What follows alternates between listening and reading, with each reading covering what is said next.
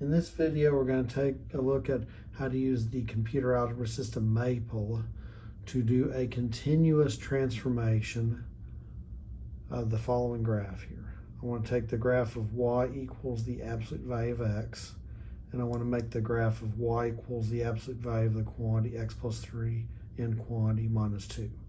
But what I want to do is I want the movement 3 units to the left to be completed before the movement down 2 begins.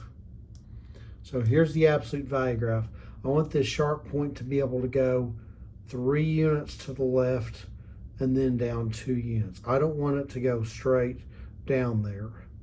I want the movements to be done one at a time. So in order to do this, I'm going to define the following absolute value graph. I'm sorry, the piecewise graph.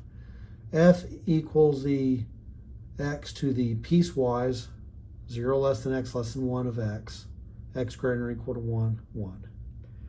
It's defined to be if x is between 0 and 1, the input is the output.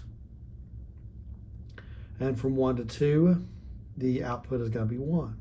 So I've got a piece of a line with slope 1 and y-intercept 0, and a piece of the horizontal line y equals 1 coming together there.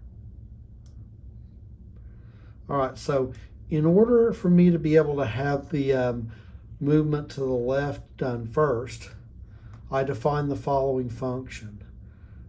If I want to build this as y equals the absolute value of the quantity x plus a in quantity plus b, I've got to let a equal 3 times f of the quantity x over 3. All right, let's graph this function. Let's see what happens. Plot 3 times f of x over 3 from 0 to 5. All right, watch this. What I want the movement to the left to do. From the animation variable at 0 to the animation variable at 3, I want the movement 3 units left to occur. But when the animation variable hits 3 and goes until the animation variable hits 5, I want there to be no further movements to the left. So that's what that horizontal line does. I do no further movements to the left when the animation variable goes from 3 to 5. And I do something similar for what I have to add outside so that the graph moves down 2 units. Now, if I define the function g goes to, x goes to x minus f of x, look at what happens when I plot the g of x from 0 to 2. Now, all of a sudden, g starts off constant. It's a piece of the constant function y equals 0 from x equals 0 to x equals 1. And then it's going to be a slope 1 line and a y-intercept of -1 from x equals 1 to x equals 2.